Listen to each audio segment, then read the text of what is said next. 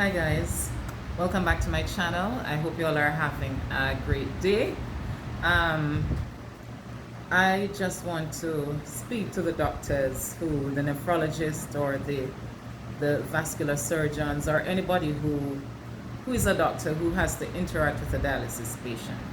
Now remember that all of these videos that I'm doing them based on my experiences. And I think that my experience gives me the right to share my views because these are things that I would have experienced and probably we can figure out ways to do things better. When a patient comes before you, a patient is coming for help. Nothing more, nothing less. It's nice if you develop a kind of bond or relationship with the doctor, but that's not what you go to the hospital for. You don't go to the hospital either or going in a doctor's office or in a surgery theater. You don't go to make friends, you don't go to be afraid, you don't go to quarrel. You go to get your health sorted out. You go to get help, whether it's for a surgery, whether it's medication, whether it's a prescription, whether it's advice on something that you're going through, is that we seek you out because we need help.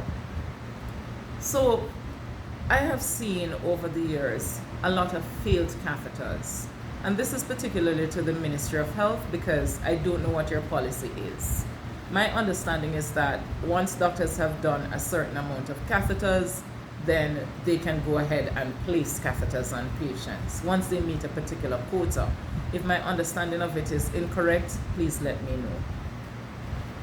I don't think that can be the be all and end all of it, because if you have doctors who are placing catheters and most of them are failing, then obviously it doesn't make any sense. I keep saying this, for every dialysis access that you get, for every site that you've used, whether it's your jugular, whether it's your hands, your arteries, whether it's your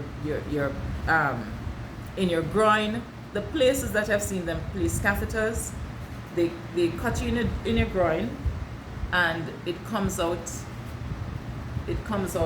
here, and they cut you here to take it out. So they cut you right in your groin here, push it in, so part goes up, part goes down, it comes out here, and when they have to take it out, they cut you right above to remove.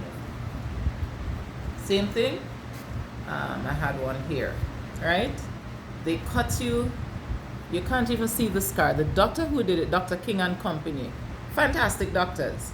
You can't even see the scar. I'm sure it has a little mark somewhere here. They cut me here, they push it in, it came out here, and then a different doctor cut me here to get it out. Now, for whatever reason, this doctor, everywhere he cuts me, I get this. At first I was thinking, well, sometimes your body isn't doing well, so, but maybe it's a technique. Maybe it's his technique, because he cut me here. He did not cut me here. This one was from ENT, and when they did it, it was as smooth. You wouldn't let anybody in TTT tell you. When I came out of that surgery, if I did not tell you that I had done surgery on my parathyroid, you would not have known. And then the same doctor who cut me here, and then all of this became keloid. So when he cut me here, and if you notice, he tried twice. He didn't get it the first time, then he went there. You see the different scars? And then this just became ruptured. This, if you notice, you can hardly see the scar. Vascular surgeons, same thing. You'll see the line, but there's very little scar tissue. Here, same thing. Very smooth, even though you can see the marks. Very little scarring. And then, where else? So, as I said, this one, this doctor,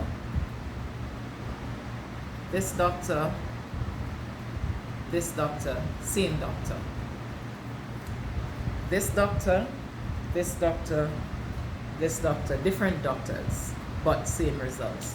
So maybe it's their methodology. I don't know, because at first I was thinking, well, maybe because, your body is going through something, but the reality is I did this, and this, and this. This is because I opened it too. I took out the stitches too early, so I wouldn't even, so it stretched. I took that out too early.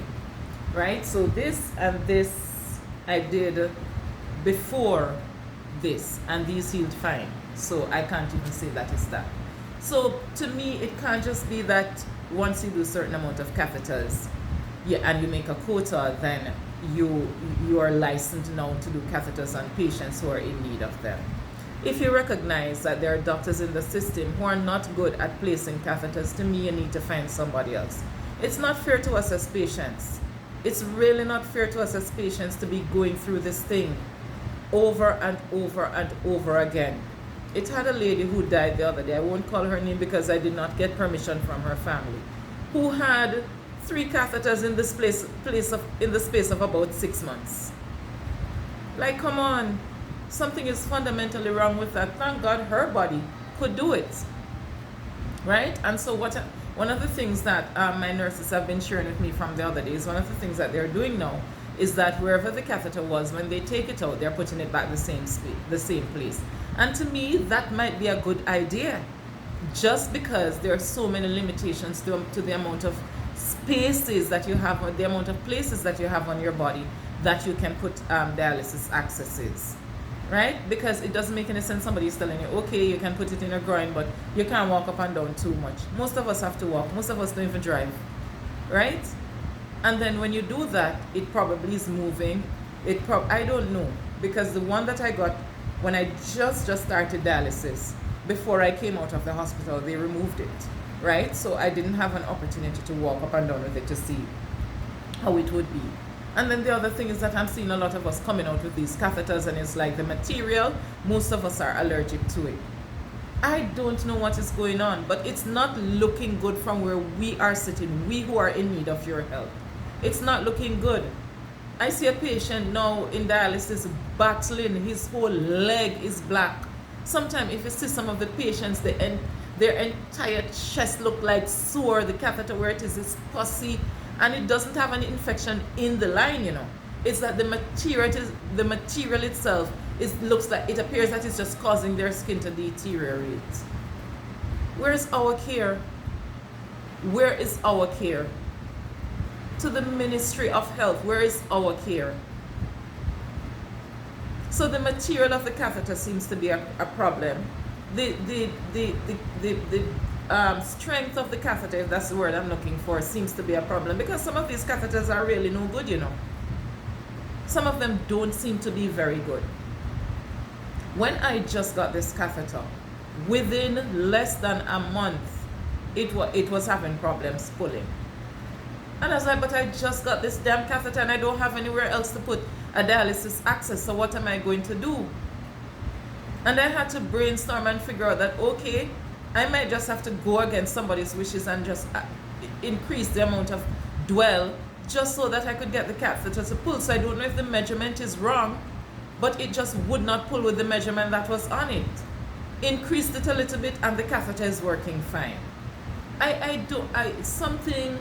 Something needs to shift and something needs to change, right? In terms of who we're getting to place catheters, because it doesn't make any sense. Somebody comes to you for help and they're leaving the hospital and they're still in a position where they can't get help. Because if you're putting a catheter into somebody and they go into dialysis and it's not working, that's not helping somebody. But then you've just possibly lost an access site, because there aren't any guarantees that once you remove that catheter that you'll be able to put one back there. There are no guarantees with that, people. Especially for you dialysis patients, you need to understand this. That's why it's so important for you to take care of your catheters. To the Minister of Health, Terence Dale Singh, please, we need help. We really need help. We need to see the kind of catheters that we're putting in people, and we need to ensure that the people who are putting it in are adequately suited to do so. Because you may not know, but we're having catheters that are coming out of the hospital that aren't functioning, and I can speak for myself because I had 2 experiences. Out of 3 catheters, well, call it 4, I have a 50% call it fail rate or problem rate. That's not no good odds. That's not a good odd. As I said, the first one that I just had it when I just started dialysis, so that I could get dialysis because I needed dialysis the following day, so that it seems to be the easy one to put in. So they put it in and it's supposed to be temporary. And once I was coming out of the hospital, they gave me this one that was on the right side of my chest. And this catheter worked, when I said no problems. I got infection the first year, and I figured I got infection because I did not know how to safeguard myself to ensure that nurses and technicians were doing what they were supposed to do. They're humans. They're going to have people who are not going to be as intricate as they're supposed to be, or as dedicated, or as careful as they're supposed to be, whatever the issue might be, right? Or you're just going through the process and sometimes you just miss some of the steps, because these things happen too. And it worked fine. And then y'all took it out, telling me that it's better to get an access that's more durable, that's less prone to infection. My veins weren't big enough to get a fistula, so I ended up with a graft, which was the next best option according to the science. That graft only lasted 2 years. And so I regret removing a good damn working catheter for a graft that failed in 2 years, and then ended up damaging my hand from nerve damage from the surgery to take it out. Do you see the pattern that I'm showing you here with me, with my experience? And then you come and you give me a catheter in my groin that I couldn't even sit properly. I had to sit with this leg stretched out, because if I even sat properly, I was in pain. So I knew it wasn't placed properly from day one. But what are you going to do? You need dialysis, right? And then after a while, your leg just starts swelling. You go, you do the ultrasound or X-ray, whichever one it was, ultrasound, and you realize that you have deep vein thrombosis, which means that you have a clot in the leg, right? And that was from the placement of the catheter. That's not fair to me. I didn't sign up for DVT. I didn't have DVT before. It's not fair to me. It is not fair to me to go into a hospital to get help and come out worse than I went in. And I've had too many of these experiences. Too many. I've had great experiences too, and I'll share them as well. But it's not fair to me to have a 50% chance.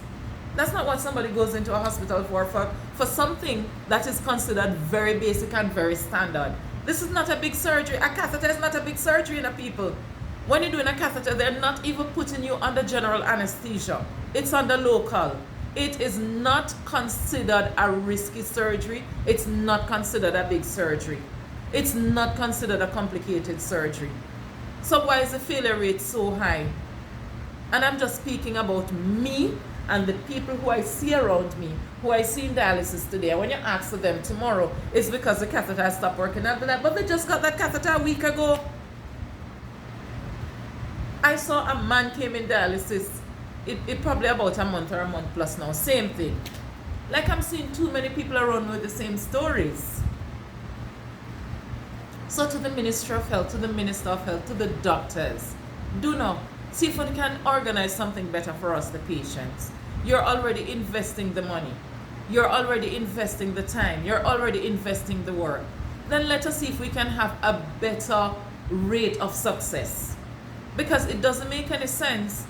You use a catheter today, it's not placed properly, and then you have to replace it in a month. That's not good economics. And for a government who is strapped of cash, you'd want to believe that you'd ensure that whatever monies you're expending, that it is used appropriately and wisely. Which means that make sure that when we get a catheter, it is well placed. It is okay if a doctor is not versed in placing catheters. That's fine. These things come with experiences. But this has to be overseen by doctors who know. You can't be sending a doctor to theater to be placing a catheter knowing the failure rate. And if you don't know, you need to find out. Man, it's not fair to us. It's definitely not fair to us. It's not fair to us. We need better service. We need better service for these dialysis accesses. Please, I'm pleading with all of you for your help and your understanding. Because we just need it, and it would be better for your pocket too. And I don't know that a government can argue with saving some money, especially in the medical field, especially in the health service. That's a huge bill. And it's a huge bill because so many of us are sick. And it's a huge bill too because there's so much wastage in the system. Have a great day.